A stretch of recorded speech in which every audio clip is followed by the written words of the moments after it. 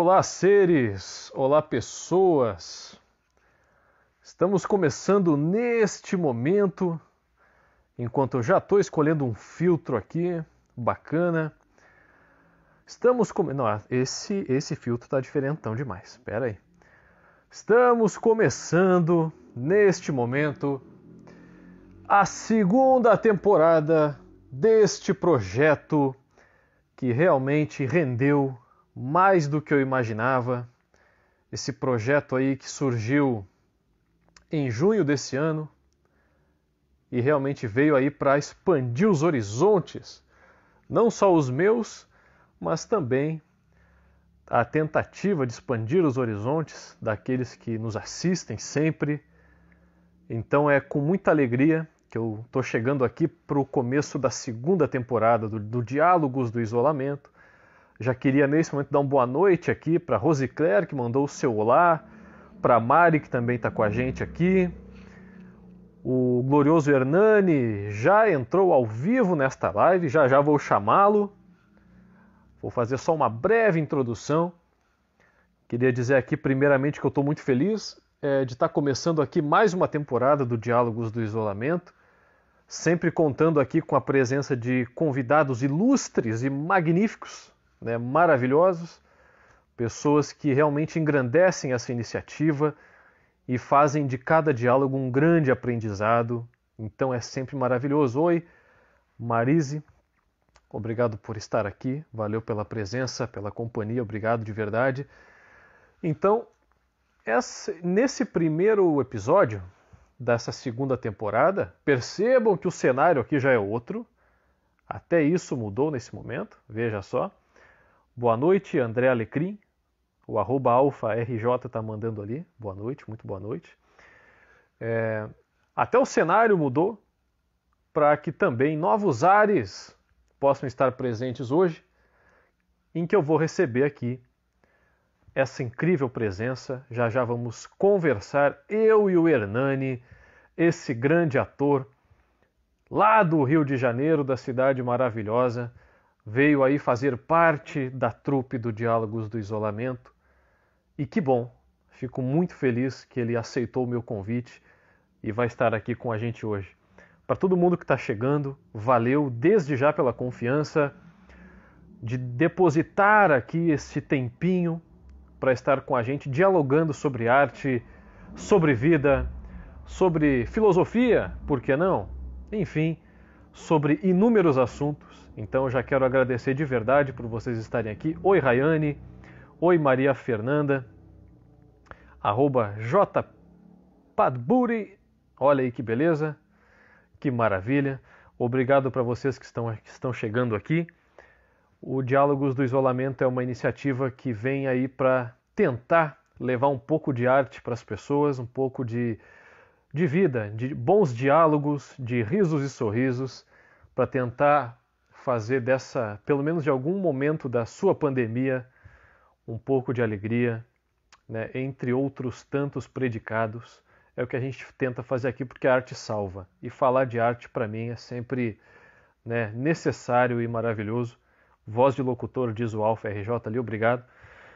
Não à toa, estamos aí na rádio, né, fazendo aí um programão aos domingos, sempre fazendo propaganda aqui do Nostalgia, né? Muito importante essa propaganda, esse merchan aqui. Olá, Diego. Então, sem mais delongas, eu já quero chamar aqui o meu convidado especial dessa noite. Estou muito feliz que ele aceitou o meu convite. Cara, que maravilha. Fico assim, sempre, né, feliz pra caramba de ter aqui pessoas tão maravilhosas, fazendo parte dessa iniciativa, desse projeto, que é o Diálogo. Aqui chamando o Hernani, já ele vai estar conosco. Vamos ver. Olá, me ouve? Muito bem, o áudio e o vídeo estão maravilhosos e que bom, Que valeu, bom. Hernani. Sempre fico com medo de estar muito escuro, faltando luz aqui. Que isso? Não, a luz do ambiente tá ótima e junta com a luz do próprio Hernani fica uma luz intensa e maravilhosa. Adorei, muito obrigado. Você Olha fez só. a melhor definição da minha pessoa naquela arte. que você produziu, que é de questionador. Eu fiquei numa felicidade tão grande.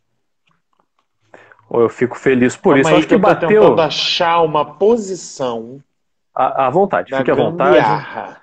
Não tenha pressa. Enquanto isso, eu Pronto, agora foi. vou saudando aqui com boa noite a Melina, que está aqui, que acabou de entrar. Obrigado pela sua presença também.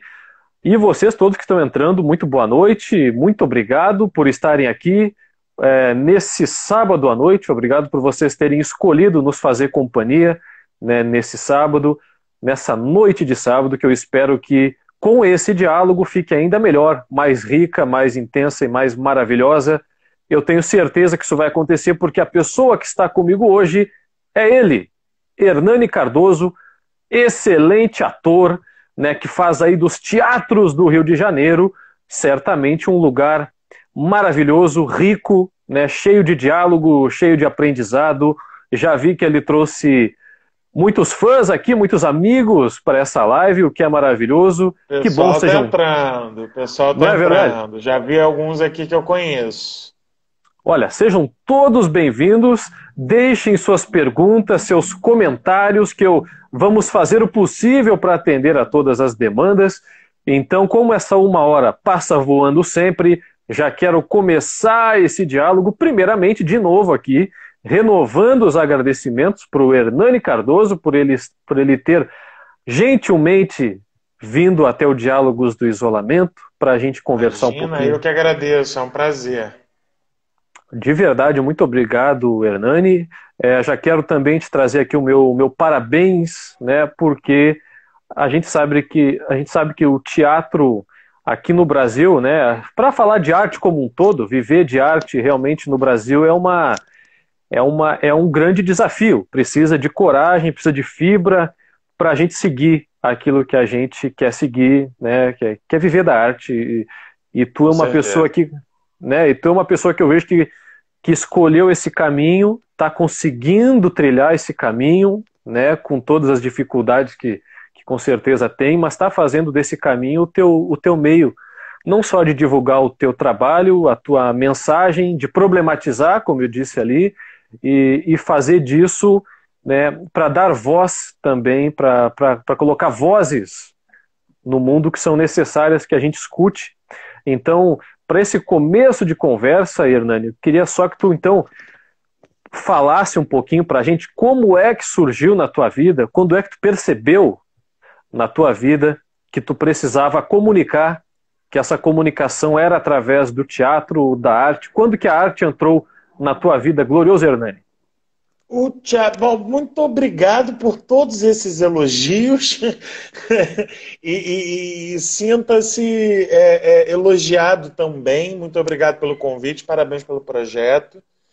Eu acho que quanto mais a gente, enfim, nesse momento de dificuldade, de pandemia, acabou que o Instagram e todas as redes sociais, que também são lugares onde a gente, né, encontra discordância, agressividade, de um modo geral, a gente também encontra a possibilidade de poder se comunicar, conhecer pessoas novas. A gente não se conhece pessoalmente, mas estamos nos conhecendo por aqui. Isso é maravilhoso, é muito legal. O teatro entrou na minha vida por acaso, assim, por acaso. Foi uma recomendação da orientadora educacional da minha escola, quando eu tinha 10 anos de idade. Porque eu era uma criança, assim, como é que eu posso dizer? Eu era o demônio encarnado na Terra, sabe? Eu era, assim, eu botei fogo no quarto. Eu não sei como é que minha mãe não me entregou, não me deixou na esquina. E aí, a orientadora, eu estudei no ISERJ praticamente a minha vida inteira. É um colégio muito bom aqui do Rio de Janeiro, Instituto Superior de Educação. E aí, uma orientadora educacional, depois de muitas visitas, depois de chamar minha mãe muitas vezes, ela falou: olha, bota no teatro, para ver se salva. Inventava história. Essa que está comentando é minha irmã, inclusive. Matei meu pai para não fazer prova de matemática, eu era muito complicado. E aí a orientadora educacional falou: bota ele no teatro. Aí eu entrei no teatro. E aí, quando eu entrei no teatro, eu descobri que eu podia falar e que as pessoas me escutavam, aí foi o suprassumo para mim. Aí dos 10 anos para frente eu não parei mais. E claro, né, quando criança era uma coisa, uma brincadeira, uma coisa que eu gostava e tal. Depois eu fui vendo que era realmente isso que eu queria. E aí fui para o Teatro Tablado, que é um teatro muito conhecido, né, que tem um nome muito grande. Só que eu era muito novo, eu tinha 13 anos de idade. Eu acho que o meu óculos está refletindo, eu vou tirar o óculos. Eu tinha 13 anos de idade quando eu fui fazer o tablado pela primeira vez, a turma era de mais velhos. E aí eu tinha 13, a turma era acho que era de 14 a 16, ou 16, enfim, eu não me lembro. Mas eles eram mais velhos, eu era o mais novo. E aí, quando chegou no final do ano, que eu fiz a peça, eu amei fazer a peça, amei a sensação, mas eu odiei o tablado. Eu falei, eu nunca mais quero voltar nesse lugar na minha vida. Mas era óbvio, porque eu era criança com a turma toda mais velha. Então eu era, tipo, ou jogado de lado, ou rejeitado. Saí do tablado, fui fazer outros cursos, fui fazer outras coisas, fiz um curso profissionalizante de teatro, e aí com 18 anos de idade eu falei, não, agora eu vou voltar pro tablado, porque aí no tablado, agora, eu acho que agora eu tô um pouco mais velho.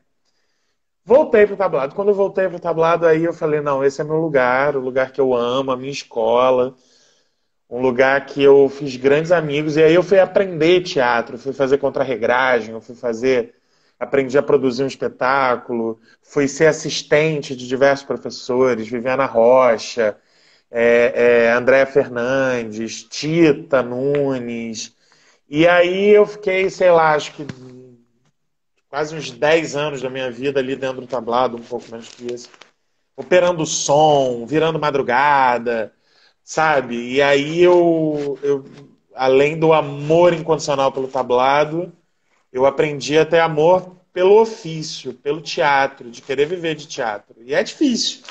Não posso dizer que eu vivo única e exclusivamente de teatro hoje em dia, financeiramente falando, porque eu acho que um amigo meu, Adriano Martins, ele fala uma coisa que é você ser... É um ato de resistência diária, assim, de você... Todo dia você precisa reforçar e reafirmar a paixão por isso, porque é uma jornada difícil. Mas acredito que todas as profissões são difíceis. Talvez pelo teatro está muito ligado a essa coisa de muitas pessoas procurarem por ser, enfim, né, eu quero fama, eu quero sucesso, não sei o quê. E aí durante um período você fica meio perdido nessa ideia, mas em algum momento você descobre que o teatro é quase como uma filosofia de vida, né? E é essa filosofia de vida que eu procuro para mim. Que maravilha, que história. A gente fica aqui boquiaberto escutando. Maravilhosa essa história. Muita coisa que tu falou me remeteu. Eu estava pensando na minha infância, o quanto eu era também aquele ponto no meio do pessoal da escola, aquele ali que veio para realmente fazer a balbúrdia, fazer o alarde. E é impressionante essa inquietação, né?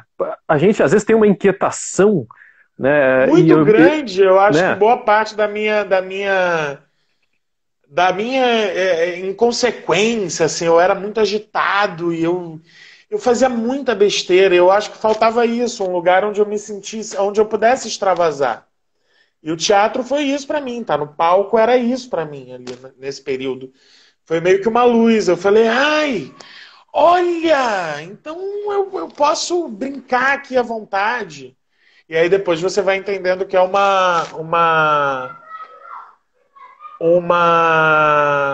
um ofício. E aí você vai entendendo que você precisa estudar, que você precisa, enfim, né, se dedicar àquilo. Mas ali na infância foi salvador. Foi salvador. O teatro me salvou de mim. Perfeito, perfeito. Porque a arte salva mesmo, a arte tem esse poder, a gente sabe. Mas eu tenho que ressaltar umas coisas aqui. Primeiramente, agradecer a todo o feedback que o pessoal tá mandando aqui nos comentários, é Tem muita impressionante. gente, ó. Posso mandar beijo? Ó, a prima À vontade. Martinha tá assistindo, maravilhosa. O Marcos é lá do tablado. A Babi, minha prima, a Bárbara Davi. Ih, me perdi aqui em todo mundo agora. É Ó, já vi que muita tem uns gente, comentários aqui que dão uns assuntos bons, hein? Tem sem muita dúvida que gente, minha dá. irmã entrou, amiga minha do Iserge, inclusive, a Vivi, que eu fui assistente, que é minha amiga, que é uma excelente. Aliás, queria indicar para todo mundo, tem um perfil chamado Sobre o Invisível, com Viviana Rocha e Cacau Berredo. Fala sobre vários assuntos invisíveis e pensamentos e coisas recorrentes que voltam. E como é que a gente pode fazer. Eles fazem uma cena antes, acabou de rolar às 17 horas. Gabi está aqui também, João, Maria, minha esposa. E eu queria indicar para vocês, é Sobre o Invisível, o perfil. O Cacau e a Vivi fazem uma cena e depois vem um especialista e desenvolve sobre o tema que a cena abordou. E é Que um trabalho maravilha. muito maneiro, que começou tem pouco tempo e, enfim, sigam lá o perfil que vocês vão adorar. Mas vamos lá. Diga aí, meu amigo. Cara, tu tava comentando aqui, eu já tava assim, anotando algumas coisas, porque, ó, Marice Bakhtin também aqui. Valeu, obrigado por todos Marice, vocês. maravilhosa. Também tem um projeto lindo que eu participei, ela é incrível. Vale a pena conferir mesmo. A live tá lá no Bakhtin Artista, @Bakhtin Artista, vale a pena conferir. Duas grandes lives. A Munir acabou de entrar, Luciana Munir, olá! Obrigado por estar Minha aqui irmã também, que bom. também. Olha aí, ó, foi uma família de artistas também, A né? Que família toda maravilha isso. reunida.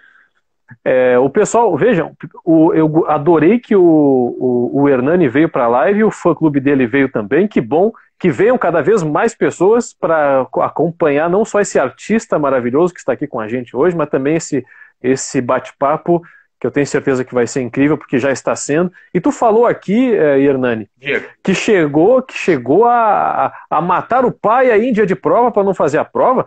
O que isso me levou a pensar? Que tu já fazia teatro antes de ir para o teatro. Isso já se pode dizer que é uma representação teatral, né? Chegar a esse ponto, Olha, não é verdade? uma peça de improviso. Mas, gente, eu era muito novinho. E eu não queria fazer a prova de matemática, porque eu tinha horror à matemática. Eu nunca fui bom de matemática. E eu sei lá, eu devia ter uns 7, 8 anos. E aí eu tinha que fazer a prova, eu não queria fazer a prova, eu comecei a chorar. Só que eu comecei a chorar porque eu não queria fazer a prova. Aí a professora perguntou o que aconteceu. Aí na hora eu não tinha o que falar, eu falei, meu pai. Aí ela falou, seu pai o quê? Aí eu olhei pra cara dela e falei, meu pai sofreu um acidente. Uau. Ela falou, sofreu um acidente? Como assim? Aí eu não tinha mais o que falar, eu falei, meu pai morreu. Só que eu esqueci que a minha irmã estudava na mesma escola que eu. E aí a professora Eita. foi na sala da minha irmã, tirou a minha irmã da sala e falou meus sentimentos. Aí a minha irmã falou meus sentimentos pelo quê? Não, seu irmão contou que seu pai morreu. Aí ela falou, meu pai morreu? E ficou aquele clima. Aí a minha irmã entendeu que eu estava mentindo. E falou, ele está mentindo, professor. Aí eu fui suspenso. Nossa, ela A, não a colaborou. mentira nunca leva... Não, jamais, de forma alguma. A mentira não leva ninguém a lugar nenhum.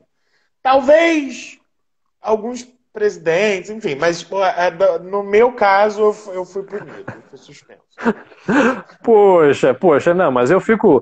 Sabe aqueles filmes em que a gente torce, a gente tá torcendo para aquele personagem que tá andando um pouco à margem? Pois é, O vilão.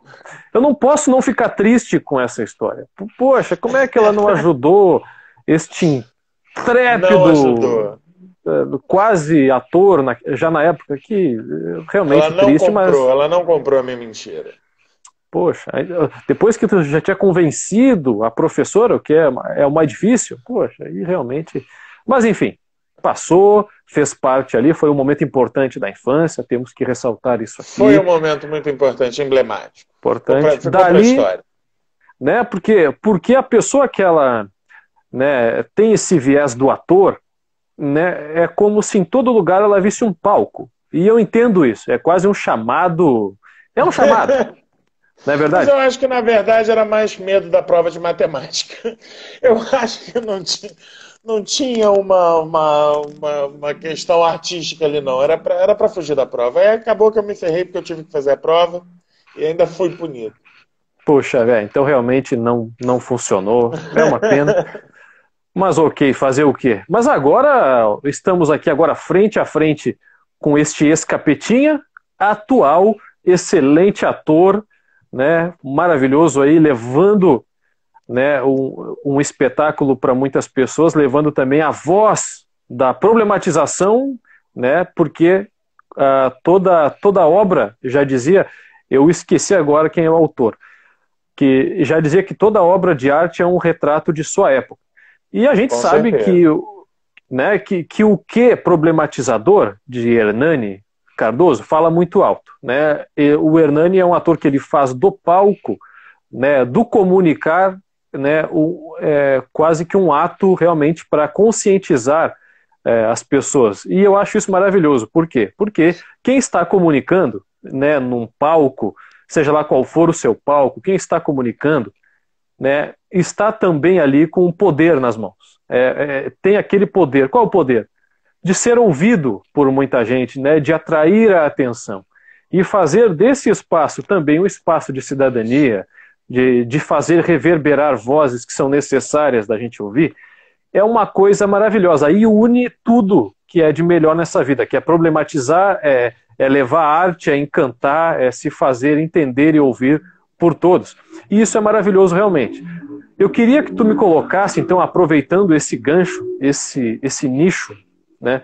Como é que foi para ti, Hernani, a primeira vez em cima de um palco, a primeira vez em frente a uma plateia realmente que está ali para te ver e para te ouvir também? Olha, primeira vez no palco, nossa, eu vou me lembrar dessa primeira peça no tablado, que foi eram textos do Cal Valentim, a peça toda se passava na Segunda Guerra Mundial, era ambientada na Segunda ou Primeira Guerra? Segunda Guerra Mundial. E a sensação é maravilhosa, assim.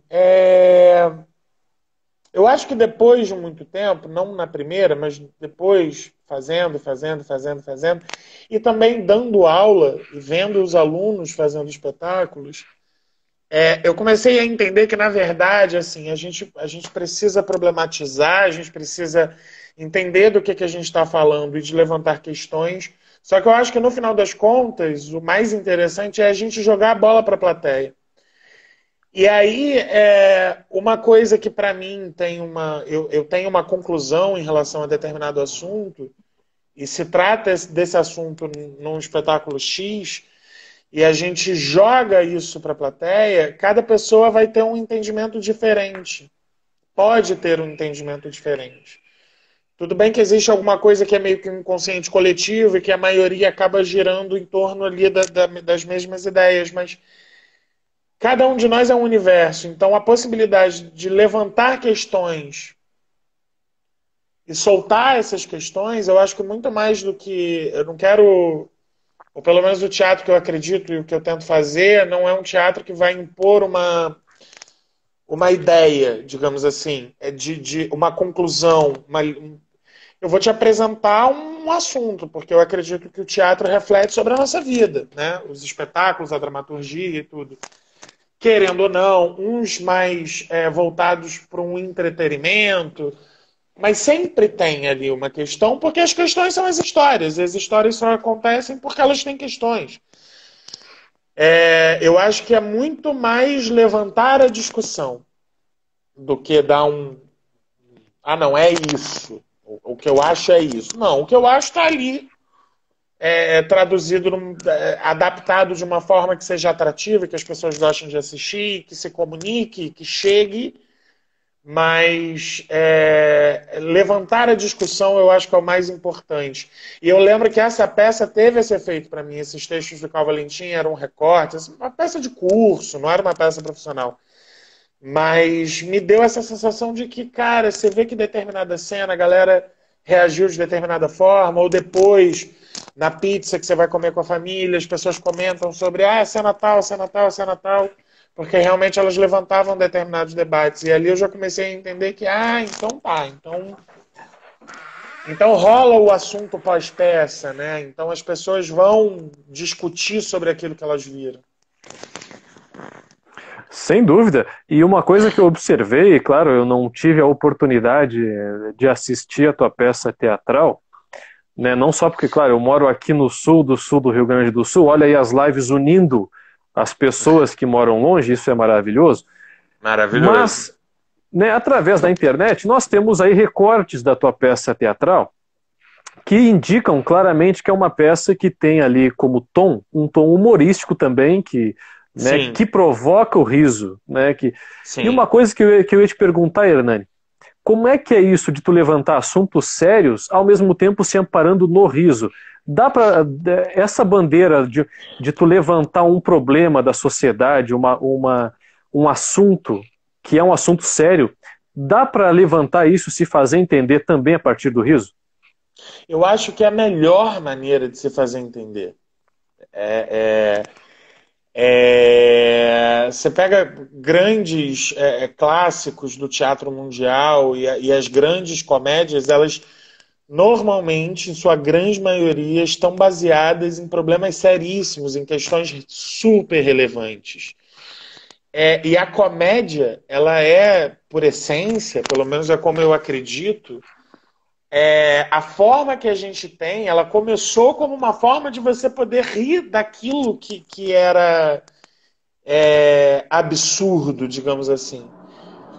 Então, se a gente tem uma questão grande que a gente sabe que atinge várias pessoas, você vai conseguir comunicar aquilo melhor e que chegue melhor para as pessoas de uma forma muito mais suave quando você faz isso através da comédia.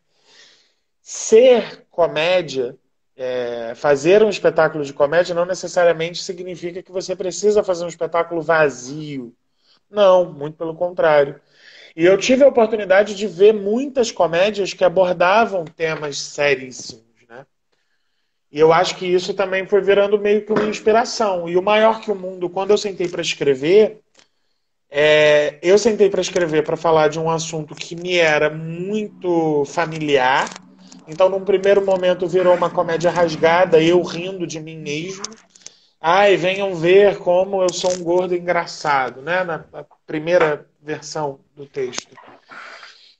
E aí depois é que eu fui entendendo, não, eu preciso falar das questões. E aí eu fui falar das questões. E a comédia, ela vem como uma roupa que esse espetáculo veste.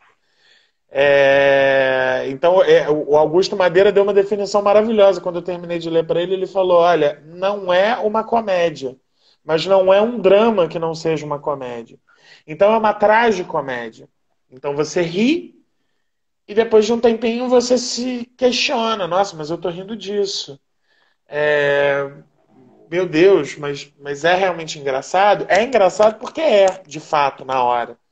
Mas depois que você ri, você consegue entrar ou pelo menos é o que eu tento, fazer com que as pessoas entrem numa espécie de reflexão. Porque são temas, gordofobia, bullying, autoaceitação, como é que a gente se reconhece, como é que a gente acha que o outro reconhece a gente. Então são questões super profundas, mas contadas de uma forma leve na maior parte do tempo. Né? É um cara de 29 anos, o espetáculo conta a história de um cara de 29 anos que está apaixonado. A grosso modo é isso. Ele está apaixonado. E quem não é ridículo quando está apaixonado, né? Quem não vê graça dessas situações? Então, tudo tem graça. A gente está fazendo piada do governo, sabe? A gente está fazendo piada da pandemia, porque realmente a gente tem que fazer piada. Mas aí, na piada, a gente também para pensar. Quando a gente faz piada sobre o descaso do governo federal com a pandemia do coronavírus, a gente ri, né? A gente vê determinadas coisas na internet, a gente morre de rir. Marcela Diné, quem não ri com Marcela Diné fazendo o quadro que ele faz lá do Globoplay, que também tem na internet, enfim. E depois a gente ri, mas a gente está pensando, cara, é sério, ele tá falando sério, isso aconteceu de fato, isso foi falado, isso tem um fundo de verdade. Então eu acho que a comédia cabe em tudo. Eu não acho que para falar de uma coisa séria tem que fazer um drama, um dramalhão. Não, também não estou desmerecendo os dramas. quantos espetáculos maravilhosos que discutem e debatem sobre coisas super importantes. Mas acho que é mais ou menos por aí. Eu acho que a comédia é bem-vinda. Eu amo comédia. Eu sou uma pessoa que procuro sempre ver o lado engraçado e fazer piada de tudo. Mas, ao mesmo tempo, eu também quero entender a seriedade das coisas. Então, acho que isso acaba se refletindo também no teatro. E o Maior que o Mundo foi o meu primeiro espetáculo de fato, assim, autoral, de falar sobre algo que eu de fato acredito. E talvez por isso ele tenha mais essa cara ainda, entendeu? Que maravilha, é isso mesmo. Eu até perguntei isso porque, de uma maneira geral, eu não sei se tu percebe isso, tu como ator e que vive isso, é que o riso ele é muito marginalizado, né? Então, se tu vai assistir um filme de comédia, tu já vai com aquela despretensão. Não, eu vou para me divertir com o filme de comédia. Eu vou para gargalhar. Eu vou para aquele momento, para naquele momento me divertir, para consumir aquilo e aquilo me alegrar naquele momento. Assim, imagino que as peças de teatro também possam sofrer um pouco desse estigma da comédia como algo que não vem para fazer pensar, mas vem para divertir, para fazer rir, né? E essa é uma leitura que eu vejo que é uma leitura muito superficial da obra de arte em si, do tanto que ela pode nos oferecer. Assim como nem todo filme de drama vai te fazer chorar de uma maneira É, específica. E o riso, então, ele carrega, eu acho que a comédia, ela carrega essa cruz de que aham, tudo que é de comédia é pra gente se divertir, ponto. Que não é pra gente levar a sério, já que a gente tá rindo.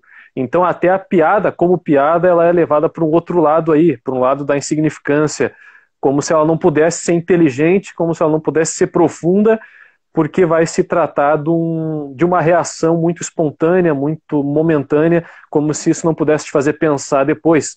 Então eu imagino que foi um desafio para ti, não sei se no momento de idealizar a tua peça, que para quem não sabe é a peça Maior que o Mundo, que vai virar livro, depois o Hernani vai falar um pouquinho disso aqui, mas isso. realmente, então, Hernani, realmente é um exercício de consciência para a gente não marginalizar o riso e não colocá-lo também como algo superficial, que nada vai ensinar, que nada vai falar profundamente com a gente, porque a gente está rindo e por isso a gente não está levando tão a sério. Eu concordo contigo.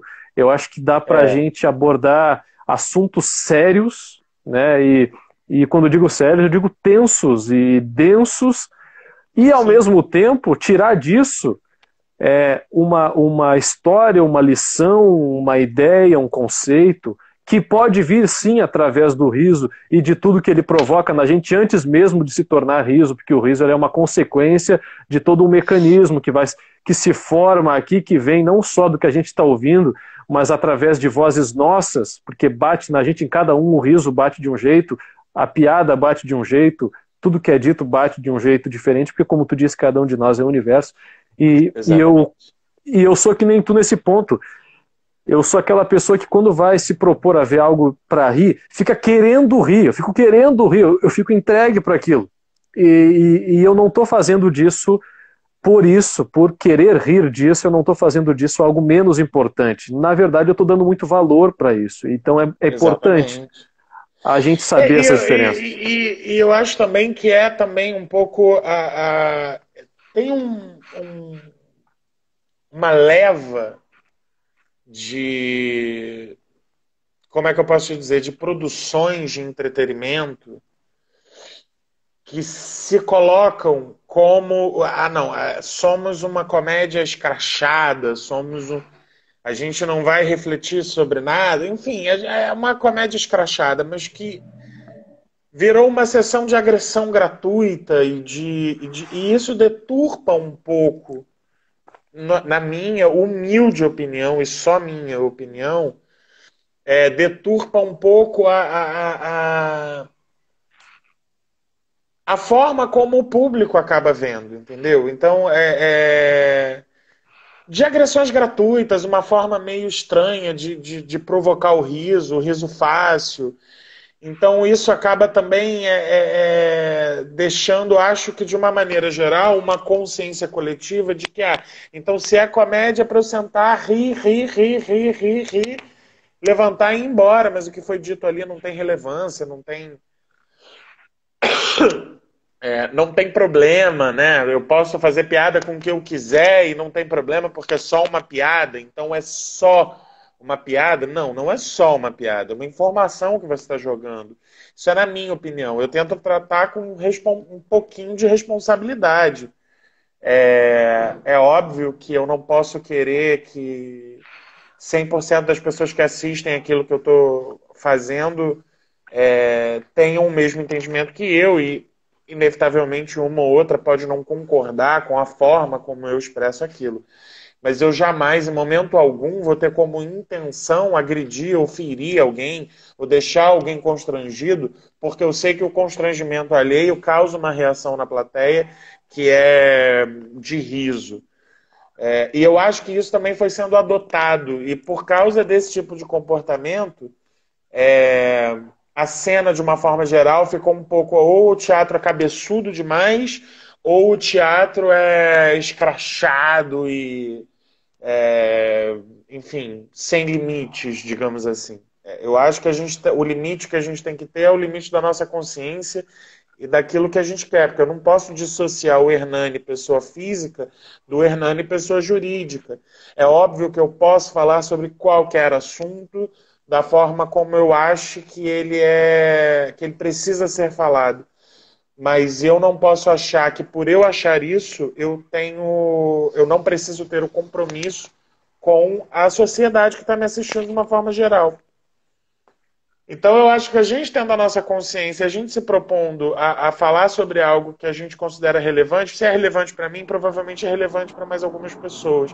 E se eu tento fazer isso de uma forma que agrade ao público, no sentido de eu vou contar com uma graça, eu vou contar com leveza, eu não vou jogar informação dura na cara de ninguém, a comédia acontece. E aí também é muito de temperamento, né? Por exemplo, eu sou muito, muito fã enfim, aprendo com ele sempre, é o Pedro Cardoso. E é o que ele faz, os espetáculos dele são como ele é um ator de comédia, assim, incrível.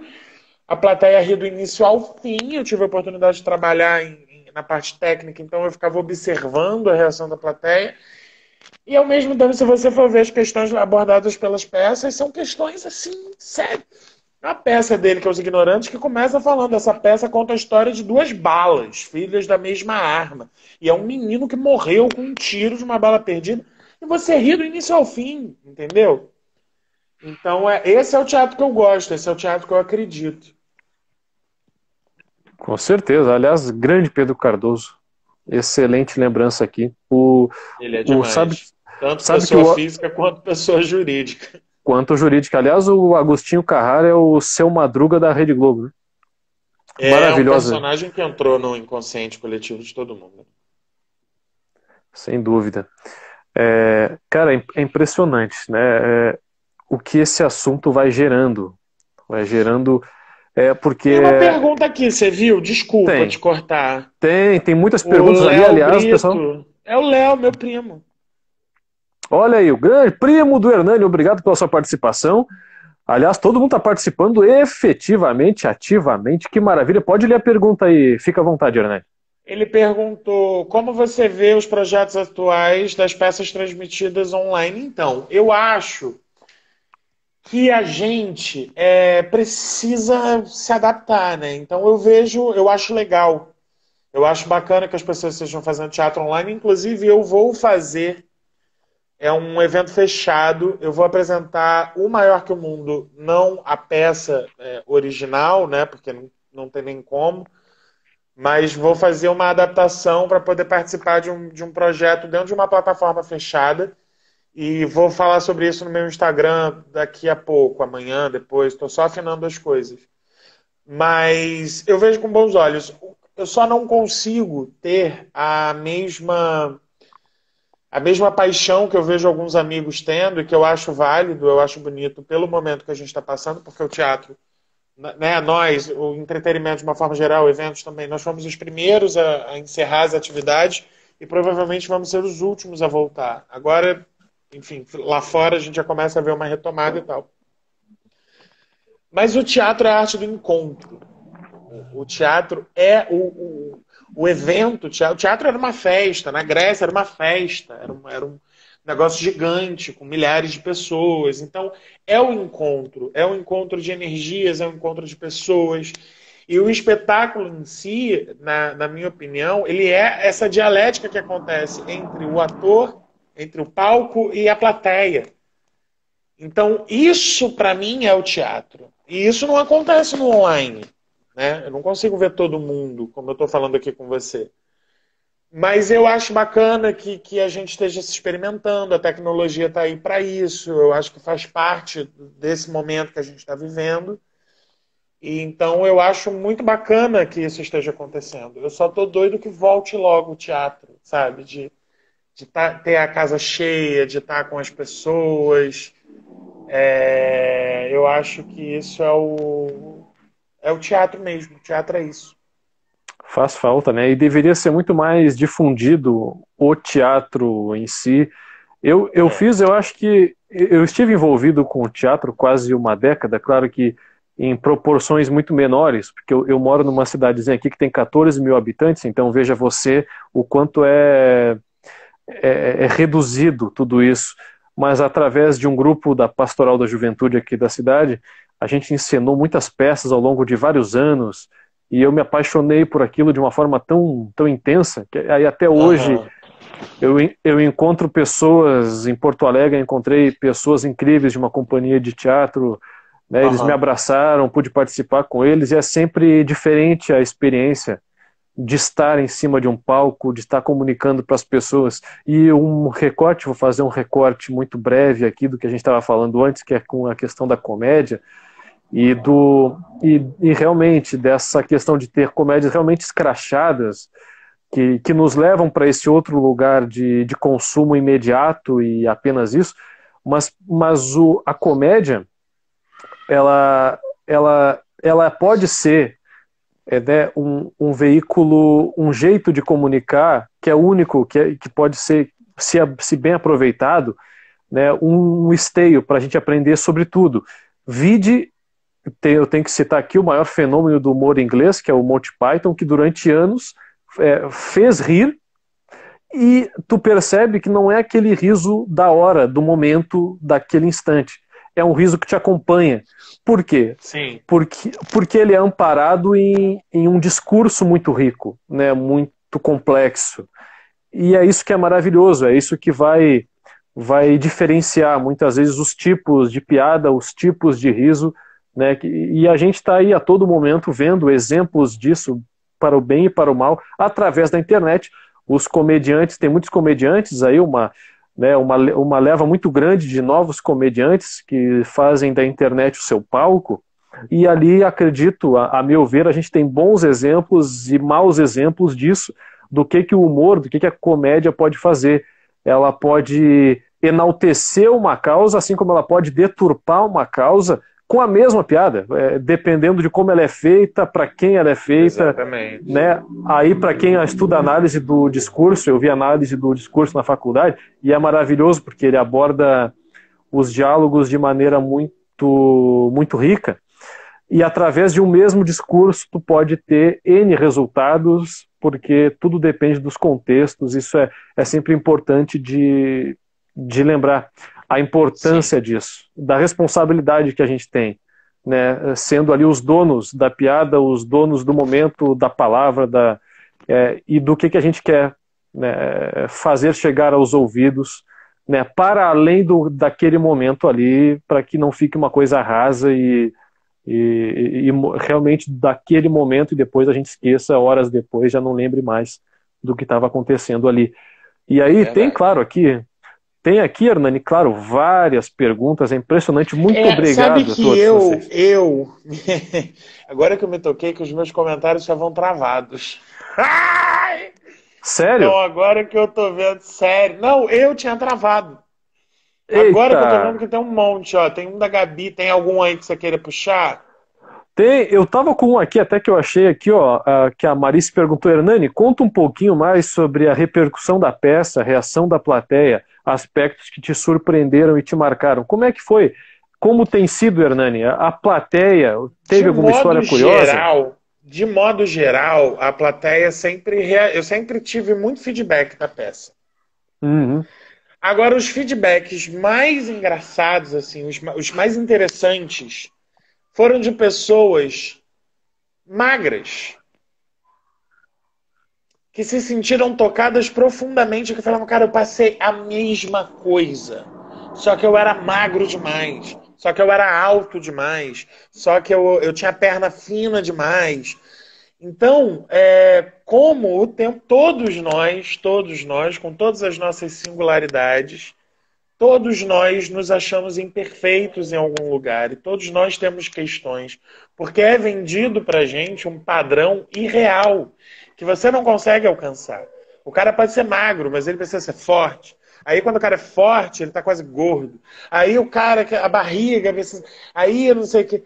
Então todos nós temos. Isso foi uma coisa que me surpreendeu demais, como todos nós somos extremamente inseguros com quem nós somos realmente. E, assim, as coisas pontuais de pessoas que se sentiram tocadas. Eu contei na minha live com a Marice, eu contei um caso de uma apresentação que eu fiz na Ilha do Governador, uma apresentação que estava vazia, tinha pouca gente, foi toda uma questão para fazer aquilo. E quando eu comecei a fazer o espetáculo, uma mulher sentada do lado da cabine chorava. Do início ao fim, quando acabou o espetáculo, eu fui falar com ela porque eu fiquei assim, meu Deus, ela tá sofrendo, não é para ela sofrer. E aí ela tava chorando, mas ela tava chorando de alegria, de falar, cara, que bom que eu tô vendo um espetáculo que fala sobre isso. Que bom que eu tô vendo um gordo falando sobre isso. Que bom que eu tô vendo que a minha insegurança não é só minha. Então, nesse momento, você se sente muito feliz, porque eu acho que todo artista, quando a gente cria alguma coisa, por mais que a gente fale sobre questões pessoais, né, ou de percepções que a gente tem da vida, a gente quer ser antena, a gente quer falar sobre algo que as pessoas se identifiquem. Eu, pelo menos, tenho essa pretensão. E quando você sente que aconteceu, que essa comunicação de fato se deu, aí é maravilhoso, porque aí, então eu toquei, eu consegui jogar essa informação a ponto dela captar. E aí você se sente feliz, porque você fala, cara, vamos fazer um grupo de WhatsApp aqui, nós gordos, felizes. Entendeu? Então, tiveram alguns momentos assim, mas eu acho que de diferente, ou que eu não esperava, eu já imaginava que gordos se sentissem tocados. Mas já é de pessoas num estereótipo completamente diferente, que aí entra o meu preconceito, né, minha concepção, e aquilo que eu eu já tinha pré-estabelecido e não é, pega todo mundo e vai, quer dizer, todo mundo, olha o exagero, mas tive muitos feedbacks positivos e fiquei muito feliz com isso. E parabéns, que bom, e eu tenho certeza que isso vai continuar assim para cada vez mais, o feedback só vai aumentar, né? E é maravilhoso ter esse tipo de feedback, a Mari até falou ali, padrão irreal, insatisfação eterna, até porque a gente sabe que a insatisfação é responsável aí por todo um mercado, porque o mercado ele se nutre da insatisfação, é por isso que tanta revista de beleza é vendida, todo um nicho mercadológico, né, vive muito bem através da insatisfação. Né? Agora voltou, você tinha travado para mim, desculpa. Não, estava só falando ali que realmente o mercado da insatisfação ele vende muito, ele é muito rentável. Então, a busca pela insatisfação é isso que a mídia sempre quer, é isso que as grandes corporações sempre querem. Por isso que os padrões de beleza são sempre irreais. Ele muda através dos tempos. Eu lembro de muito tempo em que o padrão de beleza mais vigente eram as modelos super esqueléticas, né, desfilando. Exatamente. Né, como cabides. Aí estourou todo um processo de anorexia, de bulimia. A gente só ouvia falar nisso, né, e depois foi mudando, enfim, hoje é um outro padrão, né, que é colocado como o principal, né, o mais, É, é, né, e é impressionante como isso nunca está aliado a questões humanas realmente de falar com as pessoas, né, é sempre algo, exatamente. algo A imposto. questão da gordura é muito isso também, assim, pelo menos como eu vejo, porque entendeu-se que a obesidade é um problema de saúde pública, e eu não discordo disso e não discordo, desculpa, gente, tá tocando a campainha e aí tem umas crianças na minha porta, Tranquilo, aos enlouquecidos. tranquilo, tranquilo. É... Perdi o fio da meada. Ah, sim, então, descobriu-se que a obesidade, a gordura, é um problema de saúde pública. Então, se é um problema de saúde pública, a gente tem que atacar com todas as forças. Só que aí a gente ataca o gordo e não a gordura em si. Você consegue entender? Com certeza. A gente reforça um estereótipo de que ele é um inútil, de que ele é um preguiçoso, de que ele é um desleixado, de que ele não pode fazer determinadas coisas. Gordos são cortados de um processo seletivo de uma entrevista ou de um processo seletivo para uma empresa pelo simples fato de que é gordo. Então, se é gordo, pressupõe-se que ele seja doente, ou ele tenha isso ou aquilo, ou um comportamento X ou Y. E o que é um absurdo. É um absurdo, porque cada pessoa é uma pessoa. Existem magros mais doentes do que gordos. Isso é indiscutível. E pega exatamente no lugar de como a gente se reconhece. Porque se você acorda todo dia, você olha no espelho e você pensa que você é feio, que você é sinônimo de feiura, pelo fato de você ser gordo, que psicológico é esse? Aí, o Marcos está até falando, o Marcos é um amigo meu que contribuiu para o espetáculo e ele é psiquiatra. Aí entra a importância do psicólogo para se reconhecer, a própria importância para si e aos outros, exatamente. Só que quando todo um sistema trabalha, ou toda uma sociedade trabalha com um pensamento que te coloca no lugar do errado, amigo, não tem psicólogo que dê jeito. E aí aconteceu, assim, a gente deve às mulheres essa discussão, porque as mulheres sofrem muito mais do que qualquer pessoa. Uma mulher, só pelo fato de ser mulher, ela já sofre uma pressão da sociedade de comportamento, de como ela tem que se expressar, como ela tem que se portar, não sei o quê. E as mulheres começaram, com o movimento feminista, a quebrar esse estereótipo. E aí elas levantaram essa questão, da questão da gordofobia, que é muito mais, a pressão é muito maior sobre elas, porque elas já sofrem uma primeira pressão. Então é a soma de dois fatores que faz com que elas se sintam,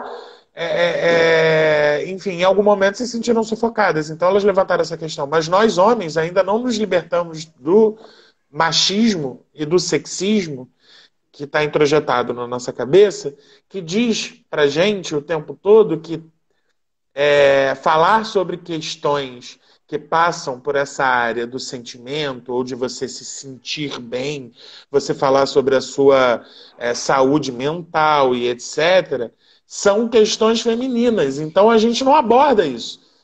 Porque a gente acha que está tudo bem. E na real não está tudo bem. A gente está super preocupado com N questões que são muitas vezes irrelevantes por uma puta insegurança que a gente sente. Só que como a gente é homem, hétero, a gente não pode ter essa questão. Aí os gays levantaram essa questão. Por quê? Porque os gays já estão precisando brigar por um monte de coisa. Vamos falar sobre saúde mental. Mas os héteros não. Aí a gente está criando um bando de criança que vai repetir esse tipo de comportamento que é nocivo para a gente e para eles. Então eu acho que se com o meu teatro eu consigo contribuir para esse debate e contribuir para que esse assunto cresça cada vez mais, eu tenho mais é que fazer isso. Já outras pessoas preferem usar isso para se promover, como o querido, maravilhoso Léo Lins fez. Ele queria vender livro, ele precisava chamar atenção, ele colocou uma foto de um casal onde a mulher era gorda e o homem trans era magro, e falou, chamei sua atenção, agora rola pro lado, tô vendendo meu livro, não sei o que lá.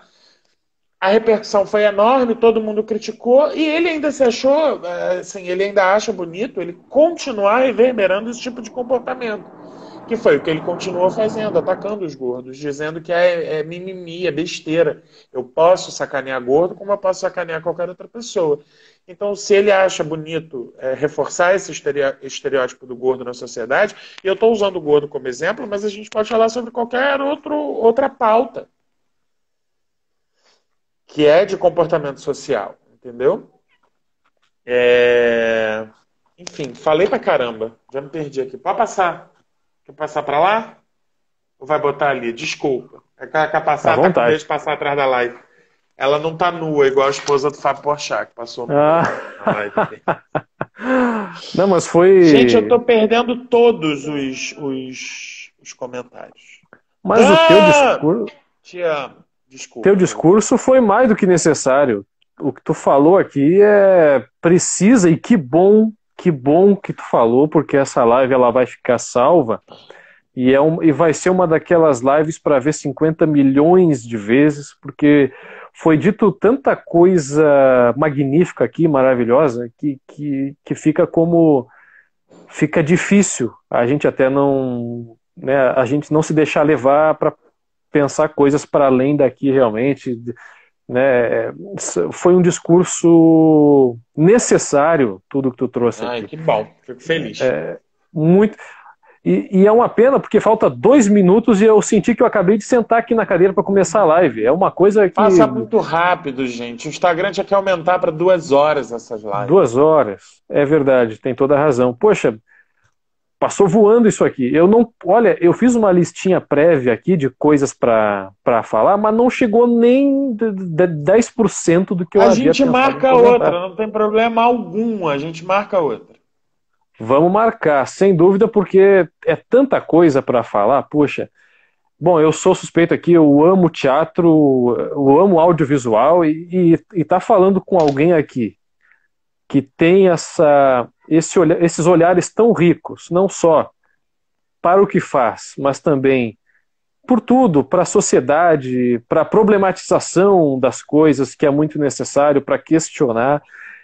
É lindo. Eu poderia ficar conversando contigo aqui 5 horas, 6 horas e ainda teria muito assunto. Querido. Parabéns pelo projeto. Desejo sorte nessa segunda temporada, que seja um sucesso, que as pessoas assistam. Eu acho que toda iniciativa que propõe diálogo tem que ser incentivada por todos nós, porque é isso que a gente precisa. A gente está num momento onde a gente está sendo atacado de todos os lados. Não interessa muito qual a nossa ideologia política, ou se você é de esquerda, de direita, a questão não é essa. A questão é que somos nós que estamos aqui nessa rede social. Nós somos povo. Sem dúvida. Nós, povo, somos atacados por eles. E eles conseguiram essa coisa maravilhosa de colocar a gente se sentindo defensores deles. Mas não. A gente não tem que defender eles. Nós precisamos a gente tem que se proteger. Então, que mais pessoas vejam que o diálogo aconteça sempre, que a gente consiga sair dessa entranha que a gente entrou por causa dessa gente louca que ascendeu ao poder e que a gente consiga melhorar sempre, sempre, sempre, sempre. Eu aprendendo com você aprendendo comigo, todos nós aprendendo com as pessoas que comentam, porque essa é a magia da vida. Então, obrigado pelo convite. Adorei. Perfeito, Hernani. Poxa, muito obrigado. Esse foi o primeiro episódio da segunda temporada do Diálogos do Isolamento. Eu não podia ter começado melhor, foi incrível. Desculpa por todos os comentários que a gente não pôde ler aqui no ar. Né? Eu vou ler todos depois, com calma. Certo. Olha, muito obrigado a todos que participaram e fizeram parte desse diálogo, que eu espero que reverbere, né, pelos 4 cantos do universo, porque é muito necessário, é muito importante. A gente precisa se conscientizar mais, problematizar mais, se desconstruir mais a cada dia, para que a gente possa construir outros de nós muito melhores do que a gente foi ontem, anteontem, né, e para a gente cada vez mais, né, ter mais empatia pelos outros, pensar mais nos outros como outros de nós também.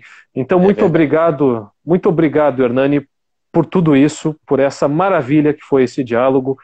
Tá cortando, tá acabando, 20 segundos, então é isso.